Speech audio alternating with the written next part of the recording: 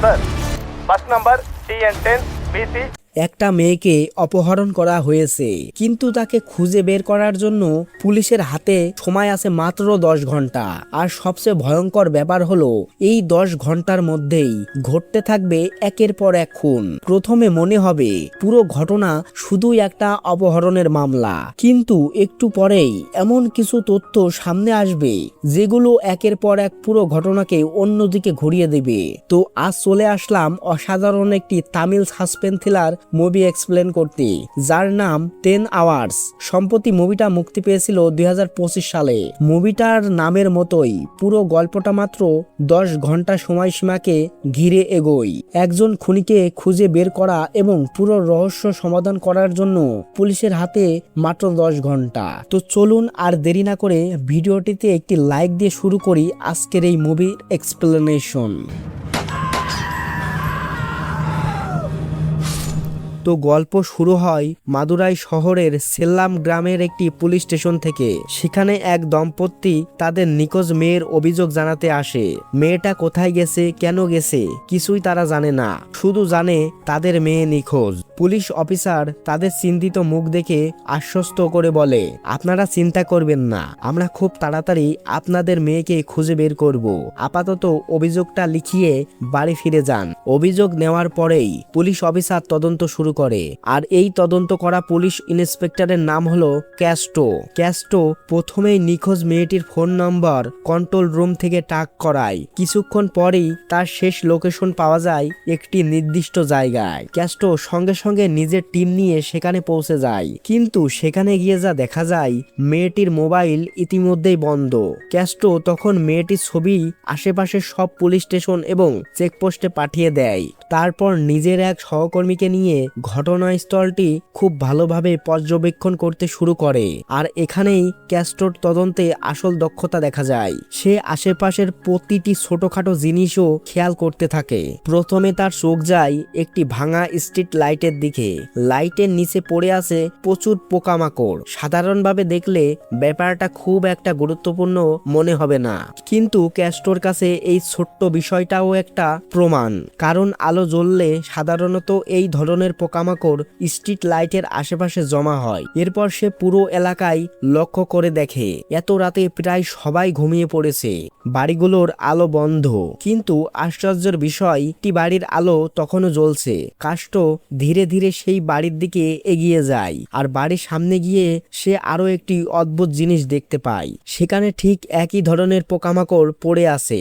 শুধু তাই নয়, বাড়ির এসির আউটডোর ইউনিট থেকে পানি বেরিয়ে পড়ছে। ক্যাস্ট্রো সেই পানি পরীক্ষা করে বুঝতে পারে পানি এখনো ঠান্ডা, অর্থাৎ এসিটা খুব বেশি সময় আগে বন্ধ করা হয়নি।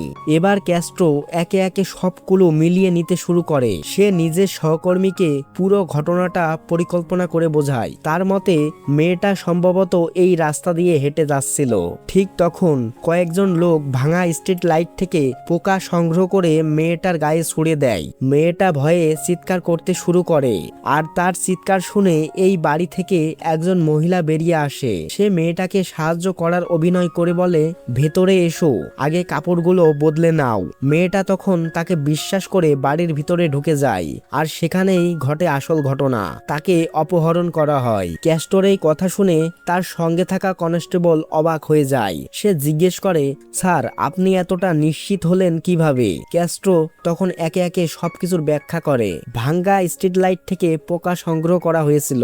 মেয়েটা আসার পর সেগুলো তার গায়ে ছুড়ে দেওয়া হয়। মেয়েটা ভয়ে চিৎকার করলে বাড়ির মহিলা তাকে সাহায্য করতে বাইরে আসে। তারপর মেয়েটাকে বাড়ির ভেতরে নিয়ে যায়। আর মেয়েটার কাপড় বদলানোর জন্য ঘরের আলো এবং এসি চালু করা হয়। এই কারণেই এখনো এসির পানি ঠান্ডা, অর্থাৎ ঘটনাটা খুব বেশি আগের নয়। ক্যাস্ট্রো আরো একটা গুরুত্বপূর্ণ বিষয় বুঝতে পারে, মেয়েটা এখন আর এই বাড়িতে নেই, বাড়ির ভেতরেও কেউ নেই। এর মানে অপহরণকারী অপহরণকারীরা মেয়েটাকে নিয়ে এরই মধ্যে বেরিয়ে পড়েছে। আর যেহেতু এসি কিছুক্ষণ আগেই বন্ধ হয়েছে, তার মানে তারা এখনো খুব বেশি দূরে যেতে পারেনি। ক্যাস্ট্রো আর এক মুহূর্ত দেরি করে না, সে সঙ্গে সঙ্গে সব চেকপোস্টে খবর পাঠায়। সে নির্দেশ দেয় মেয়েটির যে ছবি পাঠানো হয়েছে সেটা সবাই ভালোভাবে দেখে রাখবে। যে গাড়ি চেকপোস্ট দিয়ে যাবে প্রতিটি গাড়ি থামিয়ে পরীক্ষা করতে হবে। গাড়ির ভেতরে কোনো মেয়ে আছে কিনা তা দেখতে হবে, এমনকি গাড়ির ডিকিও খুলে দেখতে হবে, কারণ অপহরণকারীরা মেয়েটিকে সেখানেও লুকিয়ে রাখতে পারে। কিন্তু ক্যাস্ট্রো তখনও জানতো না এই নির্দেশ দেওয়ার কয়েক মিনিটের মধ্যেই ঘটনাটা এমন দিকে মোড় নেবে যেখানে প্রথম খুনের ঘটনা ঘটবে। দৃশ্য এবার অন্য জায়গায় চলে যায়। আমরা এবার দেখতে পাই একটি নীল রঙের অমনি গাড়ি ধীরে ধীরে হাইওয়ের দিকে এগিয়ে যাচ্ছে। কিছু দূর যাওয়ার পর গাড়িটি একটি চেকপোস্টের সামনে এসে পৌঁছায়। ক্যাস্ট্রোর নির্দেশ অনুযায়ী সেখানে থাকা পুলিশ সদস্যরা গাড়িটি থামায়। তারা গাড়ির ভেতরে থাকা যাত্রীদের পরীক্ষা করতে শুরু করে। ঠিক তখনই একজন হাবিলদারের চোখ পড়ে গাড়ির ভেতরে থাকা একটি মেয়ের দিকে। সে মেয়েটার মুখের সঙ্গে ক্যাস্ট্রোর পাঠানো ছবিটা মিলে যায়। এটাই সেই নিখোঁজ মেয়ে। কিন্তু গাড়ির সামনে বসে থাকা লোকটাও বিষয়টা বুঝে যায়। সে এক মুহূর্ত দেরি না করে বন্দুক বের করে ওই হাবিলদার এবং তার সঙ্গীকে গুলি করে দেয়। তারপর দ্রুত গাড়ি নিয়ে সেখান থেকে পালিয়ে যায়। খবরটা মুহূর্তের মধ্যেই ক্যাস্ট্রোর কাছে পৌঁছে যায়। সে জানতে পারে একটি চেকপোস্টে গুলি চালানো হয়েছে এবং কয়েকজন পুলিশ সদস্য মারা গেছে। সবচেয়ে বড় সমস্যা হলো মৃত্যুর আগে ওই পুলিশ সদস্যরা গাড়িটা সম্পর্কে কোনো তথ্য দিতে পারেনি। গাড়িটার মডেল কি ছিল, কোন রঙের ছিল, কোন দিকে পালিয়ে গেছে কিছুই জানা যায়নি। ক্যাস্ট্রো ঘটনাস্থলে পৌঁছে চারপাশটা ভালোভাবে পরীক্ষা করতে শুরু করে। আর কিছুক্ষণ পর আবারও সব চেকপোস্টে ফোন করে নির্দেশ দেয় যে কোনো নীল রঙের গাড়ি দেখলেই ভালোভাবে পরীক্ষা করবে, বিশেষ করে গাড়ির গায়ে কোনো নতুন আসর আছে কিনা সেটা দেখবে। এরপর তার পাশে থাকা এক হাবিলদার অবাক হয়ে তাকে জিজ্ঞেস করে, স্যার আপনি কিভাবে বুঝলেন গাড়িটা নীল রঙের ছিল? ক্যাস্ট্রো তখন তাকে ঘটনাস্থলের একটি ব্যারিকেড দেখায়। সেখানে লেগে আছে নীল রঙের তাজা দাগ, অর্থাৎ পুলিশকে গুলি করে পালানোর সময় গাড়িটা তাড়াহুড়ো করে ব্যারিকেডে ধাক্কা মেরেছিল। সেখান থেকেই গাড়িটির রঙের চিহ্ন ব্যারিকেডে লেগে যায়। আর একই সঙ্গে গাড়িতেও নতুন আসর পড়ে। ক্যাস্ট্রো এবার সময়ের হিসাব শুরু করে। তার অনুমান এই গাড়িটি পরের চেকপোস্টে পৌঁছাতে সর্বোচ্চ 10 মিনিট লাগার কথা, কিন্তু এতক্ষণ হয়ে গেলেও গাড়িটা সেখানে পৌঁছায়নি। এর মানে খুব সম্ভবত তারা অন্য কোনো রাস্তা নিয়েছে। ক্যাস্ট্রো মানচিত্র বের করে দেখে এই হাইওয়ের কাছেই রয়েছে আরেকটি হাইওয়ে। দুই হাইওয়ের মাঝখানে রয়েছে বেশ কয়েকটি শর্টকাট রাস্তা। আর তখনই ক্যাস্ট্রোর সন্দেহ হয় অপহরণকারীরা হয়তো ওই শর্টকাটগুলোর কোনো একটি ব্যবহার করে অন্য হাইওয়েতে চলে গেছে। সে সঙ্গে সঙ্গে নিজের গাড়ি নিয়ে সবচেয়ে কাছের শর্টকাটের দিকে রওনা দেয়। কিছুক্ষণ পর সে ওই শর্টকাট দিয়ে অন্য হাইওয়েতে পৌঁছে যায়। সেখানে রাস্তার মাটিতে থাকা টায়ারের দাগ দেখে ক্যাস্ট্রো বুঝতে পারে গাড়িটা কোন দিকে গেছে, কারণ একই ধরনের মাটি তার নিজের গাড়ির টায়ারেও লেগে আছে। এবার ক্যাস্ট্রো গাড়ির গতি আরো বাড়িয়ে দেয়। আর কিছু দূর যাওয়ার পর অবশেষে তার চোখে পড়ে সেই নীল অমনি গাড়ি। ক্যাস্ট্রো গাড়িটাকে অনুসরণ করতে শুরু করে। কিছু দূর যাওয়ার পর গাড়িটা একটি নির্জন জায়গায় দাঁড়িয়ে থাকতে দেখা যায়। গাড়ির লাইট তখনও জ্বলছে, কিন্তু আশেপাশে কাউকেই দেখা যাচ্ছে না। ক্যাস্ট্রো সাবধানে গাড়ির কাছে যায়, ভেতরে তাকায়, তারপর চারিপাশে পরীক্ষা করতে শুরু করে। সে ভাবতে থাকে ওরা মেয়েটিকে নিয়ে অন্যদিকে চলে গেছে, কিন্তু ক্যাস্ট্রো তখনও জানতো না ওরা তাকে আগেই লক্ষ্য করে ফেলেছে। হঠাৎ চারিদিক থেকে মুখে কাপড় বাঁধা কয়েকজন লোক ক্যাস্ট্রোর ওপর হামলা করে। শুরু হয়ে যায় তুমুল মারামারি। একজন দুজন করে ক্যাস্ট্রো সবাইকে ধরাশায়ী করতে থাকে। শেষে একজনকে জীবিত অবস্থায় ধরে ফেলে সে। ক্যাস্ট্রো তাকে জিজ্ঞেস করে, মেয়েটার সাথে তোমরা কি করেছো? সে এখন কোথায়? লোকটা ভয়ে ভয়ে বলে, স্যার আমরা শুধু মেয়েটাকে অপহরণ করার জন্য টাকা নিয়েছিলাম, আর এই হাইওয়েতেই আমরা মেয়েটাকে অন্য একজনের হাতে তুলে দিয়েছি, তারপর টাকা নিয়ে সেখান থেকে চলে এসেছি। ক্যাস্ট্রো তখন বুঝতে পারে এই লোকগুলো আসল অপহরণকারী নয়, এরা শুধু ভাড়াটে লোক। কিন্তু ক্যাস্ট্রোর মাথায় তখন আরেকটি বিষয় ঘুরতে থাকে, এই অপহরণকারীরা মেয়েটাকে কার হাতে তুলে দিয়েছে, আর সেই লোক এখন কোথায়? তোমরা এই ঘটনায় 3 জন পুলিশকে হত্যা করেছো, তাই তোমাকে আমি ছেড়ে দিতে পারবো না। এরপর সে তাকে এনকাউন্টার করে দেয়। কিন্তু এখানেই শেষ নয়। ক্যাস্ট্রো এবার ভাবতে শুরু করে, মেয়েটাকে যেই লোকটা নিয়ে গেছে সে এখন কোথায়, সে কিভাবে মেয়েটাকে নিয়ে পালাচ্ছে। ঠিক তখনই কন্ট্রোল রুমে একটি ফোন আসে। ফোন করেছে জিবা নামের এক যুবক। তার গলায় আতঙ্ক স্পর্শ। সে পুলিশকে জানায়, স্যার আমি এই মুহূর্তে চেন্নাই থেকে কোয়েম্বাটোরে যাওয়ার একটি বাসে আছি। সেখানে একজন লোক একটা মেয়ের সঙ্গে জোর করে খারাপ আচরণ করছে। দয়া করে আপনারা সাহায্য করুন। জিবা পুলিশকে আরো কিছু তথ্য দিতে শুরু করে, কিন্তু হঠাৎ করেই তার ফোন কেটে যায়। খবরটা দ্রুত ক্যাস্ট্রোর কাছেও পৌঁছে যায়। আর তখন ক্যাস্ট্রো ঠিক সেই হাইওয়েতেই অবস্থান করছিল যে হাইওয়ে দিয়ে ওই বাস যাওয়ার কথা। তখনই ক্যাস্ট্রোর মাথায় সঙ্গে সঙ্গে একটা বুদ্ধি আসে। হয়তো সেই অজানা লোকটা মেয়েটাকে নিয়ে বাসে উঠে পড়েছে, কারণ বাসের মধ্যে মিশে গেলে তাকে খুঁজে বের করা কঠিন হবে। পুলিশও হয়তো তার পিছু নেওয়া বন্ধ করে দেবে। আর মেয়েটা যদি বাসের মধ্যে চিৎকার করতে থাকে তাহলে জিবাই হয়তো সেটা দেখে পুলিশকে ফোন করেছে। এরপর ক্যাস্ট্রো সঙ্গে সঙ্গে সব চেকপোস্টে খবর পাঠায়। সে জানতে পারে পরের কোন চেকপোস্ট দিয়ে বাসটা যাওয়ার কথা। তারপর নিজের টিম নিয়ে সেই চেকপোস্ট পৌঁছে যায়। কিছুক্ষণ পর বাসটাও সেখানে পৌঁছে যায়। ক্যাস্ট্রো সঙ্গে সঙ্গে বাস থামিয়ে দেয়। সব যাত্রী তখন ঘুমিয়েছিল। পুলিশ বাসে ওঠার পর একে একে সবাইকে পরীক্ষা করতে শুরু করে। কিন্তু কয়েক মুহূর্ত পর ক্যাস্ট্রোর চোখ এমন একটি জিনিসে আটকে যায় যা দেখে পুরো তদন্তই নতুন দিকে মোড় নেয়। একটি সিটে পড়ে আছে একজন যুবকের লাশ। আর আশ্চর্যের বিষয় হলো পুরো বাসের কেউই জানে না যে তাদের পাশেই একজনকে খুন করা হয়েছে। রাতের অন্ধকারে সবাই বাসের আলো বন্ধ করে ঘুমাচ্ছিল। ক্যাস্ট্রো সঙ্গে সঙ্গে কন্ট্রোল রুমে ফোন করা সেই যুবক জিবাকে ফোন করে, কিন্তু সামনে পড়ে থাকা লাশটার দিকে তাকিয়ে সে বুঝতে পারে যে যুবক কিছুক্ষণ আগেই পুলিশকে ফোন করেছিল সেই এখন মৃত।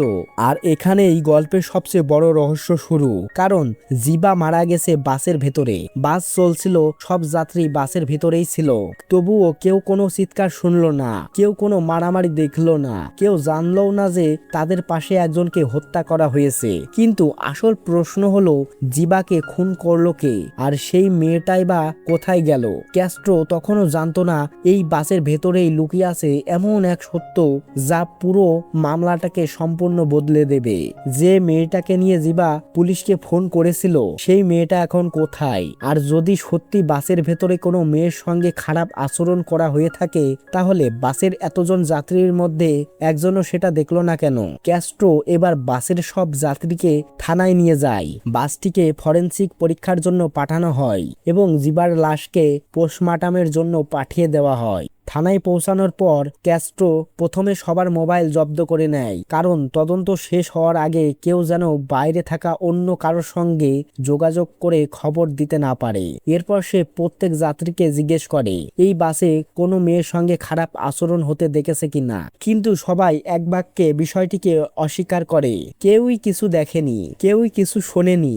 এবার ক্যাস্ট্রোর সন্দেহ আরো বেড়ে যায়। সে ভাবতে থাকে জিবা যদি সত্যি কোনো মেয়েকে বিপদে দেখে থাকে তাহলে সেই মেয়েটা এখন কোথায়? আর যদি মেয়েটা এই বাসে থাকে তাহলে বাকি যাত্রীরা তার সম্পর্কে কিছুই জানে না কেন? ক্যাস্ট্রো এবার বাসের ড্রাইভারকে জিজ্ঞেস করে রাস্তায় বাসটা কোথায় থেমেছিল। ড্রাইভার সঙ্গে সঙ্গে বলে, না স্যার, বাসটা একটানা চলছে, যাত্রী তোলার নির্দিষ্ট জায়গা ছাড়া আমরা কোথায়ও থামেনি। এই উত্তর শুনে ক্যাস্ট্রোর মাথায় একটি বিষয় পরিষ্কার হয়ে যায়, যেই জিবাকে খুন করে থাকুক সে এখনো এই বাসের মধ্যেই রয়েছে। কারণ বাস যদি কোথাও না থামে তাহলে বাইরে থেকে খুনি এসে জিবাকে হত্যা করে আবার বেরিয়ে যাওয়ার সুযোগ পায়নি, অর্থাৎ খুনি এই যাত্রীদের মধ্যেই একজন। ক্যাস্ট্রোর আরো একটা ধারণা হয়, হয়তো জিবা কাউকে মেয়েটার সঙ্গে খারাপ আচরণ করতে দেখেছিল আর সেই লোকটাই নিজের অপরাধ লুকানোর জন্য জিবাকে হত্যা করেছে। কিন্তু প্রশ্ন থেকেই যায়, একজন মানুষকে চলন্ত বাসের মধ্যে খুন করা হলো কিভাবে? এতজন মানুষ পাশে ঘুমাচ্ছিল, কেউ কোনো শব্দ শুনলো না কেন? ক্যাস্ট্রো এবার ড্রাইভারের কাছ থেকে সব যাত্রীর তালিকা চাই। সে দেখতে চায় কেউ বাস থেকে নেমে পালিয়ে গেছে কিনা। কিন্তু তালিকা মিলিয়ে দেখা যায় সব যাত্রী উপস্থিত ছিল, তবে তালিকায় একটি নামের ওপর ড্রাইভার গোল করে রেখেছে, নামটি জননী। ক্যাস্ট্রো সঙ্গে সঙ্গে জিজ্ঞেস করে এই নামটার ওপর গোল দাগ কেন? ড্রাইভার বলে, স্যার, জননী নামে যে মেয়েটা টিকিট কেটেছিল সে আসলে বাসে ওঠেনি। ক্যাস্ট্রো অবাক হয়ে যায়। ড্রাইভার তখন পুরো ঘটনা ব্যাখ্যা করে, বাসটি নির্ধারিত সময়ের চেয়ে প্রায় প্রায় আধা ঘন্টা দেরিতে ছেড়েছিল। রাত 8টার বদলে বাসটি ছেড়েছিল 8টা 30 মিনিটে, কিন্তু তখনও জননী সেখানে আসেনি। ড্রাইভার যাত্রী তালিকা থেকে তার নাম্বার দিয়ে ফোন করে। জননী ফোন ধরে বলে, আমি পরের পিকআপ সেন্টার থেকে বাসে উঠব। এরপর বাসটি পরের পিকআপ সেন্টারের দিকে যায়, কিন্তু সেখানে পৌঁছেও কিছুক্ষণ অপেক্ষা করার পর জননী আসে না। তাই ড্রাইভার তার নামের ওপর গোল দাগ দিয়ে রাখে। ক্যাস্ট্রোর সন্দেহ এবার আরো বাড়তে থাকে। সে অন্য যাত্রীদের জিজ্ঞেস করে, বাসে কোনো অস্বাভাবিক ঘটনা কি আপনারা লক্ষ্য করেছিলেন? তখন একজন মহিলা ডাক্তার এগিয়ে আসে। সে বলে, স্যার, আমি যখন বাসে উঠেছিলাম তখন জিবা আর কন্ডাক্টরের মধ্যে ঝামেলা চলছিল। ক্যাস্ট্রো তখন জানতে চায় কি নিয়ে ঝামেলা হচ্ছিল। ডাক্তার তখন ঘটনাটা বলে, বাসে একজন গর্ভবতী মহিলা ছিলেন, তার শরীর ভালো ছিল না। এক পর্যায়ে তিনি বাসের ভেতরেই বমি করে ফেলেন। এতে কন্ডাক্টর ওই মহিলার উপর রেগে যায়, এমনকি তাকে ধাক্কাও দিতে শুরু করে। জিবা তখন সামনে বসেছিল। সে সঙ্গে সঙ্গে কন্ডাক্টরকে বাধা দেয়, বলে, ওনার শরীর খারাপ, আমরা সবকিছু সামলে নেব, আপনি অযথা রেগে যাচ্ছেন কেন? এই নিয়ে জিবা আর কন্ডাক্টরের মধ্যে তুমুল ঝগড়া শুরু হয়। এমনকি জিবা রাগের মাথায় কন্ডাক্টরকে 2-1টা চড়ও মারে। মহিলা ডাক্তার তখন বলে, স্যার, আমার মনে হয় এই খুনির পেছনে ওই কন্ডাক্টরের হাত থাকতে পারে, কারণ জিবা তাকে সবার সামনে অপমান করেছিল। হয়তো সে এই প্রতিশোধ নিতে চেয়েছে। ক্যাস্ট্রো এবার কন্ডাক্টরের দিকে তাকায়। সে জানতে চায় এটা কি সত্যি। কন্ডাক্টরও স্বীকার করে যে জিবা তার সঙ্গে ঝগড়া করেছিল। তবে সে বলে, স্যার, পরে এই মহিলা ডাক্তারে আমার ক্ষত পরিষ্কার করে দিয়েছিলেন। জিবা আমাকে মেরেছিল ঠিকই, কিন্তু তারপর আমি আর কিছুই বলিনি, কারণ ভুলটা আমারও ছিল।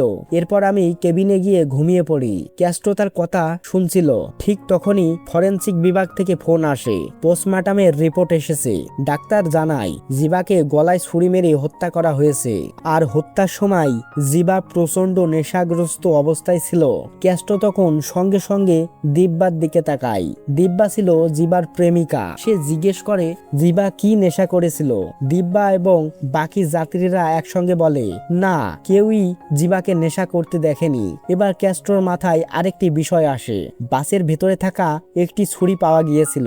এরপর সে সঙ্গে সঙ্গে বাসের ভেতরের প্রত্যেক যাত্রীর আঙুলের ছাপ নেয় এবং সেগুলো ফরেনসিক বিভাগে পাঠিয়ে দেয়। সে নির্দেশ দেয় যত দ্রুত সম্ভব রিপোর্ট দিতে হবে। কিছুক্ষণ পর রিপোর্ট আসে, আর রিপোর্ট হাতে নিয়ে ক্যাস্ট্রো জানতে পারে বাসে থাকা একজন যাত্রীর আঙুলের ছাপ ওই ছুরিতে পাওয়া গেছে। লোকটির নাম গুরু। ক্যাস্ট্রো এক মুহূর্ত দেরি না করে গুরুকে ধরে ফেলে। তারপর তাকে জিজ্ঞেস করে, জিবাকে কেন মেরেছো? গুরু আতঙ্কিত হয়ে বলে, স্যার, আমি ওকে মারিনি, আমাকে বিশ্বাস করুন। কিন্তু ক্যাস্ট্রো বলে, মিথ্যা বলো না, যে ছুরি দিয়ে জিবাকে হত্যা করা হয়েছে তাতে তোমার আঙুলের ছাপ পাওয়া গেছে। গুরু তখন বুঝতে পারে আর লুকিয়ে লাভ নেই। সে বলে, স্যার, আমি আপনাকে সব সত্যি বলছি। এরপর গল্প চলে যায় ফ্ল্যাশব্যাকে। আমরা দেখতে পাই জিবা আর বিদ্যাকে একটি ধাবায় খেতে। খাওয়া শেষ করে দিব্যা যখন বাথরুমে যায় তখন সেখানে সে একটি মোবাইল ফোন দেখতে পায়। ফোনটির ক্যামেরায় ভিডিও রেকর্ডিং চালু ছিল। দিব্যা ফোনটা নিয়ে সরাসরি জিবার কাছে ফিরে আসে। জিবা ফোনটি হাতে নিয়ে ধাবার মালিকের কাছে যায়। সে বলে, এই ফোনটা তোমাদের বাথরুমে পেয়েছি, এখনই পুলিশকে ফোন করছি। এই কথা শুনে ধাবার মালিক ভয় পেয়ে যায়। সে ফোনটা ভালোভাবে দেখে বলে, এই ফোনটা তো এখানে কাজ করা গুরু নামের একটা লোকের ফোন। সঙ্গে সঙ্গে গুরু সেখানে পৌঁছায়। জিবা ফোনটির ব্যাপারে জিজ্ঞেস শুরু করতেই গুরু কোনো উত্তর দিতে পারে না। জিবা রেগে গিয়ে তাকে সবার সামনে মারধর করে। ধাবার মালিকও গুরুর প্রতি অত্যন্ত ক্ষুব্ধ হয়। শেষ পর্যন্ত সে গুরুকে ধাবা থেকে বের করে দেয়। কিন্তু এই অপমান গুরু ভুলতে পারে না। তার মাথায় বারবার জিবার মুখ ভেসে উঠতে থাকে। যে মানুষটা তাকে সবার সামনে মেরেছিল তাকে সে কোনোভাবেই ক্ষমা করতে পারেনি। এরপর কয়েকদিন ধরে গুরু জিবাকে অনুসরণ করতে থাকে, তার সম্পর্কে খোঁজ নিতে থাকে।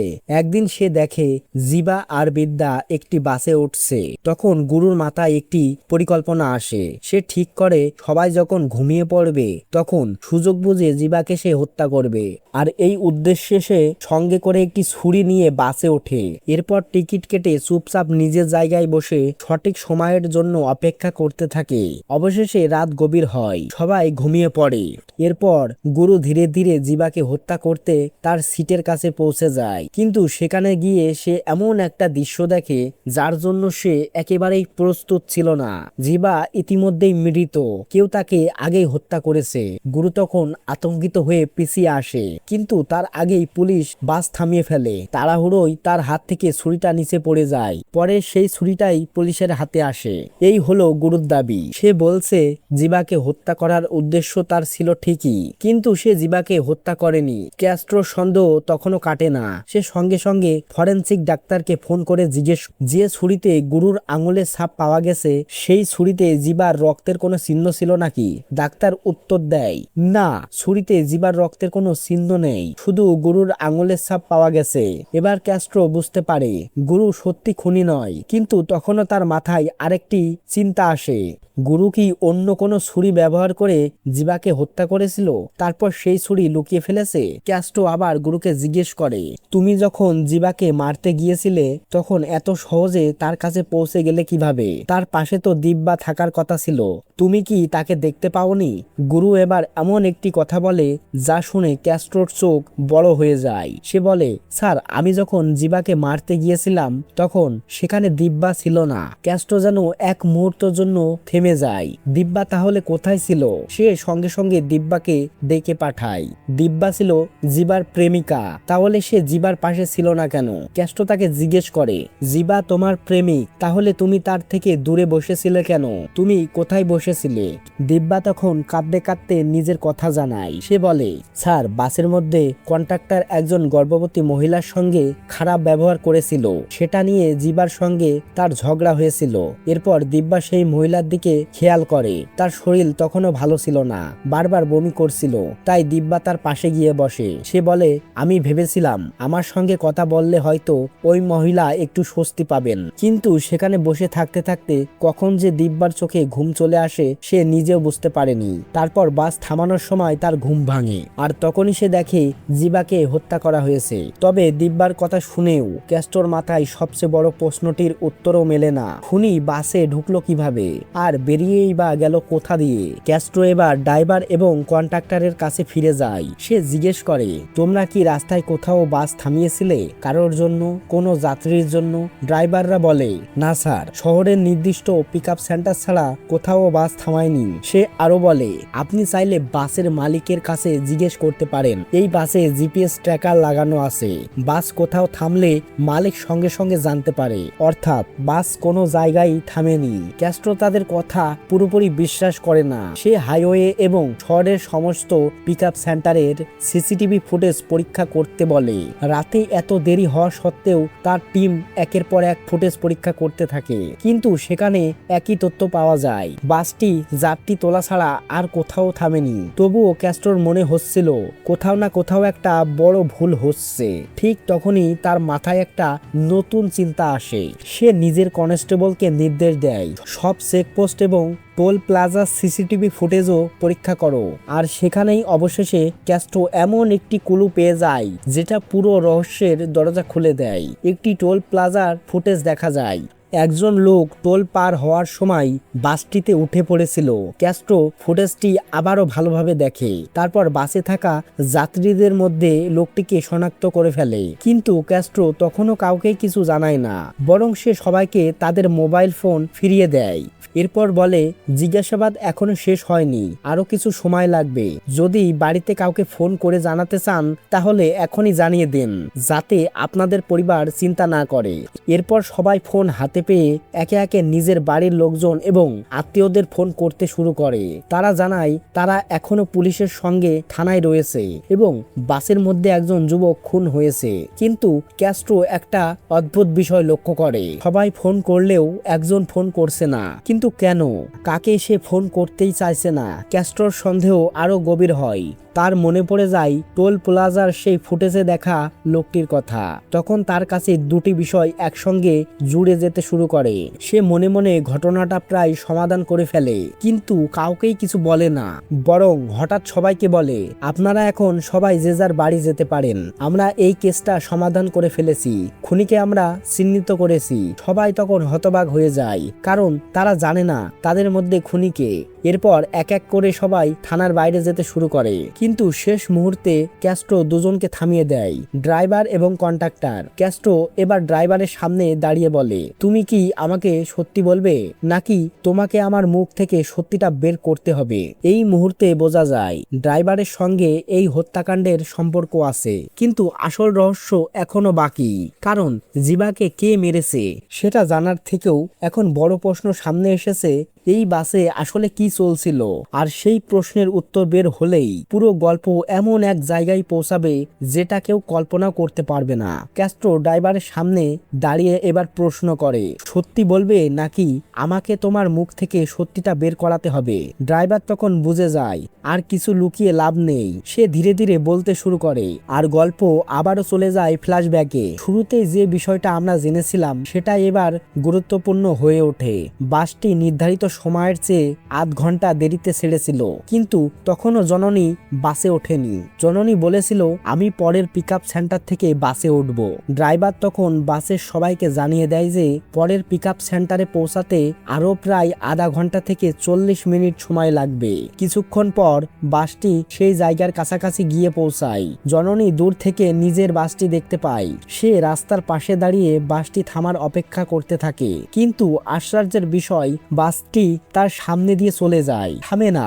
জননী তখন বাসটির সামনে দৌড়াতে শুরু করে। শেষ পর্যন্ত রাস্তা দিয়ে যাওয়া এক ব্যক্তির বাইকের সাহায্যে সে বাসটিকে থামাতে সক্ষম হয়।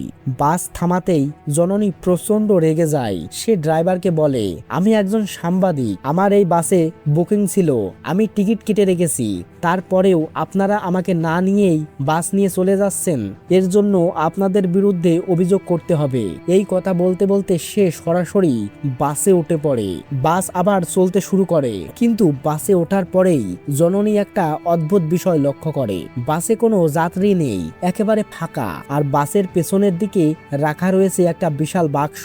জননী তখন নিজের টিকিটের সঙ্গে বাসের নম্বর মিলিয়ে দেখে, নম্বর তো ঠিকই আছে, তবুও কিছু একটা তার কাছে অস্বাভাবিক মনে হয়। কিন্তু সে বুঝে ওঠার আগেই পেছন থেকে কন্ট্রাক্টর তার উপর হামলা করে।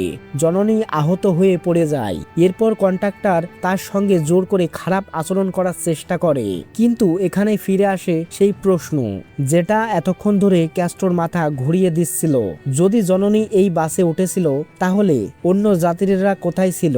কারণ আমরা তো দেখেছি যে বাসে জিবা মারা গেছে সেটিতে আরো অনেক যাত্রী ছিল, তাহলে জননী যে বাসে উঠেছিল সেটি ফাঁকা কেন?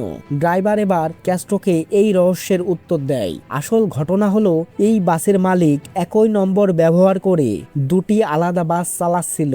হ্যাঁ, একই নম্বরে দুটি বাস। আর জননী যে বাসে উঠেছিল সেটি আসলে জিবা এবং অন্য যাত্রীদের বাস ছিল না, সেটি ছিল অন্য একটি বাস। দুটি বাস একই রুটেই চলছিল এবং একটির থেকে আরেকটি বাসের দূরত্ব রাখা হতো খুব কম, সাধারণত 15 মিনিটের ব্যবধান। জননী যে বাসে উঠেছিল সেটি যাত্রীদের আসল বাসের প্রায় 15 মিনিট আগে ওই জায়গা দিয়ে চলে গিয়েছিল, কিন্তু একই বাস একই নম্বর হওয়ার কারণে জননী সেটাকে নিজের বাস ভেবে ভুল করে। সে জোর করে বাসটিকে থামায় এবং উঠে পড়ে। ক্যাস্ট্রো তখন ড্রাইভারকে জিজ্ঞেস করে, একই নম্বর দুটি বাস চালানো তো বেআইনি, তোমাদের মালিক এটা কেন করছিল? ড্রাইভার বলে, স্যার, সেটা তো আমরা জানি না, আমাদের শুধু বাস চালাতে বলা হয়। মালিক আমাদের নির্দেশ দিয়েছিল দুটি বাস যেন একে অপরের খুব বেশি দূরে না যায়, কখনো একটা সামনে থাকবে, কখনো আরেকটা, প্রায় 15 মিনিটের ব্যবধান রেখে চালাতে হবে। এখন ক্যাস্ট্রোর কাছে অনেক কিছুই পরিষ্কার হতে শুরু করে, কিন্তু এখানেই গল্পের সবচেয়ে রহস্যময় এখনো বাকি। কারণ ক্যাস্ট্রো এবার ড্রাইভারকে জিজ্ঞেস করে, তাহলে জিবাকে তোমরা কিভাবে হত্যা করলে? ড্রাইভার এবার পুরো সত্যিটা বলতে শুরু করে। দুটি বাস যখন কাছাকাছি চলছিল তখন অন্য বাসটি তাদের বাসকে ওভারটেক করে সামনে চলে যায়, আর ঠিক সেই সময় ওই বাসের কন্ট্রাক্টর জননীর সঙ্গে মারামারি করছিল। জিবা নিজের বাস থেকে ঘটনাটি দেখতে পায়। সে সঙ্গে সঙ্গে ড্রাইভারের কাছে গিয়ে বলে, সামনের বাসটার পিছু নাও, ওখানে একজন কন্ট্রাক্টর একটা মেয়েকে মারছে। কিন্তু ড্রাইভার জানতো সে যদি বাসের গতি বাড়ায় তাহলে পরিস্থিতি আরো খারাপ হবে, কারণ তার বাসে অনেক যাত্রী ছিল। সে জিবাকে বোঝায়, স্যার এই বাসে অনেক মানুষ আছে, এত দ্রুত বাস চালানো সম্ভব নয়, ওই বাসটা আমাদের থেকে অনেক দূরে চলে যাবে।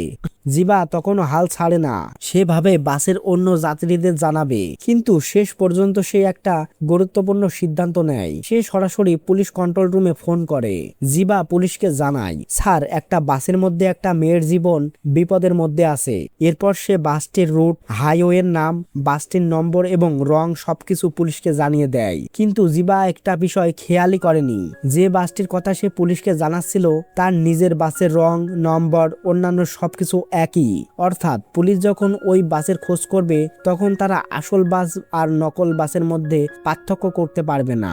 এরপর জিবা তখনও পুলিশকে আরো তথ্য দেওয়ার চেষ্টা করছিল, কিন্তু হঠাৎ তার ফোন বন্ধ হয়ে যায়। জিবা কিছুটা চিন্তিত হয়ে পড়ে, আর তার সব কথা পাশ থেকে শুনছিল বাসের ড্রাইভার তখন বুঝে যায় জিবা পুলিশকে অনেক গুরুত্বপূর্ণ তথ্য দিয়ে ফেলেছে। এখন পুলিশ যদি ওই বাসকে ধরে ফেলে তাহলে সবকিছু ফাঁস হয়ে যাবে। ড্রাইভার তখন একটা ভয়ঙ্কর সিদ্ধান্ত নেয়। সে চুপি চুপি নিজের পানির বোতলে কিছু ঘুমের ওষুধ মিশিয়ে দেয়। তারপর বোতলটা জিবাকে দিয়ে বলে, এখন তুমি একটু শান্ত হও, পুলিশকে তো সব বলেই দিয়েছো, এবার ওরাই সব দেখবে, চিন্তা করো না, মেয়েটা ঠিকই থাকবে, পুলিশ খুব তাড়াতাড়ি ওদের ধরে ফেলবে। জিবা আর সন্দেহ করে না, সে বোতল থেকে পানি খেয়ে নিজের সিটে বসে যায়। এরপর ড্রাইভার গোপনে অন্য বাসের ড্রাইভারকে ফোন করে। সে রেগে গিয়ে বলে, তোমরা কি করেছো? তোমাদের বাসে একটা মেয়েকে কেন উঠিয়েছো আর তার সঙ্গে মারামারি করছো কেন? ওপাশের ড্রাইভার তখন পুরো ঘটনা জানায়। সে বলে, মেয়েটা ভুল করে আমাদের বাসে উঠে পড়েছে, তাকে নামাতে যাওয়ার আগেই সে বলল সে একজন সাংবাদিক এবং আমাদের বিরুদ্ধে অভিযোগ করবে। এরপর সে জানায় এই মেয়েটিকে থামানোর জন্য তাদের কন্ট্রাক্টর তার মাথায় আঘাত করেছিল। কিছুক্ষণ পর জ্ঞান ফিরে পেয়ে এই মেয়েটি আবার চিৎকার শুরু করে। সম্ভবত সেই সময় জিবা তাদের বাস থেকে ঘটনাটা দেখতে পায়। এবার জিবাদের বাসের ড্রাইভার বলে, তাহলে একটা কাজ করো, মেয়েটাকে তোমরা বাস থেকে নামিয়ে দাও আর আমি না বলা পর্যন্ত টোল পার হইও না। এরপর ড্রাইভার নিজের মালিককে ফোন করে পুরো ঘটনা জানায়। সে বলে, স্যার একটা বড় সমস্যা হয়ে গেছে, পুলিশ আমাদের বাসের পেছনে লাগতে পারে, এখন কি করব? ওপাশ থেকে মালিক কিছুক্ষণ চুপ থাকে, তারপর বলে, একটা কাজ করো, তোমাদের বাসের একটি দুর্ঘটনা ঘটিয়ে দাও। ড্রাইভার তখন আটকে ওঠে। সে বলে, স্যার এটা কিভাবে সম্ভব? বাসে তো আরো অনেক যাত্রী আছে, সবাই মারা যেতে পারে, তার উপর সবাই এখন ঘুমাচ্ছে। মালিক এবার অন্য একটি নির্দেশ দেয়। সে বলে, তাহলে সেই ছেলেটাকে মেরে ফেলো। মালিক আরো বলে, আমার কাছে ওই বাসের ভেতরে থাকা বক্সগুলো সবচেয়ে গুরুত্বপূর্ণ, ওই বাক্সগুলো যেন কোনোভাবেই পুলিশের হাতে না যায়। বাকিরা বাঁচলো কি মরলো সেটা আমার কাছে গুরুত্বপূর্ণ নয়। ড্রাইভার ভয়ে চুপ করে থাকে।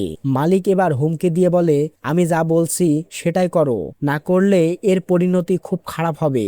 এবার ড্রাইভারের সামনে কোনো পথ থাকে না, তাকে নিজের যাত্রী জিবাকে হত্যা করতে হবে। কিন্তু এখানেই একটা সমস্যা, ড্রাইভারের কন্ট্রাক্টর বাস চালাতে জানে না, তাহলে সে যদি জিবাকে হত্যা করতে পিছনে যায় বাস কে চালাবে? ঠিক তখনই তার মাথায় একটি পরিকল্পনা আসে।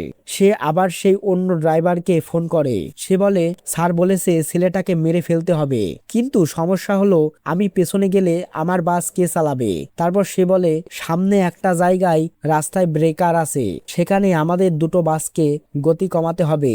তখন তুমি তোমার কন্ট্রাক্টরকে আমার বাসে তুলে দিও, কারণ সেই কন্ট্রাক্টর বাস চালাতে জানে। এটাই হবে জিবাকে হত্যার সুযোগ। পরিকল্পনা মতো কিছুক্ষণ পর দুটি বাস আবার কাছাকাছি আসে। স্পিড ব্রেকারের কাছে গতি কমতেই অন্য বাসের কন্ট্রাক্টর এই বাসে উঠে পড়ে। এবার সে বাস চালাতে শুরু করে আর জিবাকে হত্যা করার জন্য ড্রাইভারের সামনের রাস্তা পরিষ্কার হয়ে যায়। ড্রাইভার নিজের কাছে রাখা টুলবক্স থেকে স্ক্রুড্রাইভার বের করে। এরপর ধীরে ধীরে জিবার দিকে এগিয়ে যায়। বাসের ভেতরে তখন সবাই ঘুমাচ্ছে আর ঘুমের ওষুধ মেশানো পানি খাওয়ার কারণে জিবাও প্রচন্ড ঘুমের মধ্যে। এক অর্থে সে অচেতন অবস্থায় ছিল। আর ময়নাতদন্তে যে নেশাগ্রস্ত অবস্থার কথা বলা হয়েছিল তার কারণও এবার পরিষ্কার হয়ে যায়। ড্রাইভার প্রথমে একটা বালিশ দিয়ে জিবার মুখ চেপে ধরে, তাকে শ্বাসরোধ করে হত্যা করার চেষ্টা করে, কিন্তু তাতে কাজ হয় না। তাই শেষ পর্যন্ত সে তার স্ক্রুড্রাইভার দিয়ে জিবার গলায় বারবার আঘাত করতে থাকে। জিবা তখনই মারা যায়। এরপর ড্রাইভার আবার নিজের সিটে ফিরে এসে এসে বসে পড়ে। কিছুক্ষণ পর দুটি বাস আবার নির্দিষ্ট জায়গার কাছাকাছি আসে। অন্য বাসের কন্ডাক্টর ছুরিটা নিয়ে নিজের বাসে ফিরে যায়। এরপর যখন পুলিশ বাসটি থামায় তখন তারা আসলে যে বাসে বসেছিল সেই বাসটি থামিয়েছিল। অর্থাৎ এতক্ষণ যে বাসটিকে পুলিশ অনুসরণ করছিল সেটার পুরো রহস্যটাই ছিল দুটি একই নম্বরের বাসের খেলা। ফ্ল্যাশব্যাক শেষ হয়। ক্যাস্ট্রোর সামনে এখন পুরো সত্যি পরিষ্কার, কিন্তু তার মাথায় তখনও একটা প্রশ্ন, ওই বাক্সগুলোর মধ্যে কি ছিল, কি এমন জিনিস যার জন্য একজন বাসের মালিক একজন নিরপরাধ যাত্রীকে খুন করার নির্দেশ দিতে পারে। ক্যাস্ট্রো এবার সেই প্রশ্নের উত্তর খুঁজতে বেরিয়ে পড়ে। সে নিজের টিম নিয়ে সরাসরি বাসের মালিকের কাছে পৌঁছে যায়, আর সেখানে গিয়ে সে এমন একটা দৃশ্য দেখতে পায় যা পরিস্থিতিকে আরো ভয়ঙ্কর করে তোলে। বাসের মালিকের হাতে একটি মেয়ে। সে মেয়েটাকে ঢাল হিসেবে ব্যবহার করে সেখান থেকে পালানোর চেষ্টা করছে, কিন্তু ক্যাস্ট্রো তাকে পালাতে দেয় না। সে দ্রুত লোকটাকে ধরে ফেলে। এরপর শুরু হয় জিজ্ঞাসাবাদ, আর তখনই সামনে আসে এমন এক সত্য যেটা হয়তো কেউ অনুমান করতেই পারেনি। প্রথমে জানা যায় যে মেয়েটাকে বাসের মালিক নিজের হাতে আটকে রেখেছিল সে আসলে সেখানকার নির্বাচন কমিশনারের মেয়ে। আর অন্যদিকে যে বাসটিকে আটক করা হয়েছিল সেখান থেকেও জননীকে উদ্ধার করা হয়। কিন্তু সবচেয়ে বড় প্রমাণ ছিল সেই বাক্সগুলো। ক্যাস্ট্রো বাক্স খুলে দেখে ভেতরে রয়েছে ইভিএম মেশিন। হ্যাঁ, এতক্ষণ ধরে যে অপহরণ, খুন, দুটি একই নম্বরের বাস, পুলিশের ধাওয়া, সবকিছুর পেছনে আসল উদ্দেশ্য ছিল নির্বাচন। আরো নির্দিষ্ট করে বললে ভোট কারচুপি করা। ক্যাস্ট্রো তখন নির্বাচন কর্মকর্তার সঙ্গে কথা বলে। তিনি জানান, স্যার, আমি এখানে কয়েকদিন আগেই বদলি হয়ে এসেছি। এই লোকটা প্রথমে আমার মেয়েকে অপহরণ করে, তারপর আমাকে হুমকি দিয়ে বলে আসল ইভিএম এর ভোট বদলে তার জায়গায় আমার ইভিএম এর ভোট বসিয়ে দিতে হবে। তারপর তিনি আরো বলেন, সে বলেছিল আমি যদি তার কথা না শুনি তাহলে সে আমার মেয়েকে মেরে ফেলবে। এবার ক্যাস্ট্রোর কাছে পুরো ছবিটা পরিষ্কার হয়ে যায় এবং এর সাথে সাথে আমরাও সবকিছু বুঝতে পারি। এই লোকটা শুধু একজন অপরাধী নয়, সে মানুষের ভোটের অধিকারকে নিজের স্বার্থে ব্যবহার করতে চেয়েছিল। আর ক্যাস্ট্রো তখন সেই বাসের মালিকের দিকে তাকিয়ে বলে, সাধারণ মানুষের কাছে একটাই নিজের জিনিস, সেটা হলো ভোট দেওয়ার অধিকার। আর তোমাদের মতো মানুষ নিজেদের লোভের জন্য সেই অধিকারটাও কেড়ে নিতে চাও। আসলে এখানে আমরা ভালোভাবে বুঝতে পারি আমাদের দেশে যেমন ভোট চুরি হয়ে থাকে সেভাবেই এই বাসের মালিক নিজেকে এই ইভিএম মেশিনের মাধ্যমে ভোট চুরি করে নিজে মন্ত্রী হতে চেয়েছিল, আর এখানেই সে ফেঁসে যায়। এরপর ক্যাস্ট্রো তাকে বলে, তোমাদের মতো মানুষের এই পৃথিবীতে থাকার কোনো অধিকারই নেই। এরপর ক্যাস্ট্রো সেই বাসের মালিককে সেখানেই শেষ করে দেয়, আর এর সঙ্গেই শেষ হয় এই দীর্ঘ 10 ঘন্টার রহস্যময় তদন্ত। শুরুতে যেটাকে আমরা শুধু একটা নিখোঁজ মেয়ের অপহরণের ঘটনা ভেবেছিলাম সেটা ধীরে ধীরে পরিণত হয় খুনের রহস্য।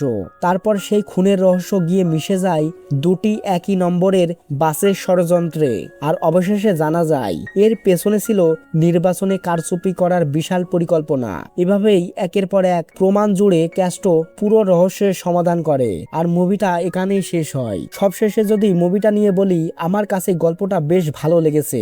এই মুভিটা আমি যখন প্রথমবার দেখেছিলাম আমি তখনই ভেবেছিলাম গল্পটা এক্সপ্লেন করতেই হবে, কারণ এমন একটি মুভি আমি অনেক দিন ধরেই খুঁজছিলাম আপনাদের মাঝে উপহার দেওয়ার জন্য। তো বন্ধুরা, তোমাদের কাছে এই মুভিটা কেমন লেগেছে অবশ্যই কমেন্ট করে জানিও।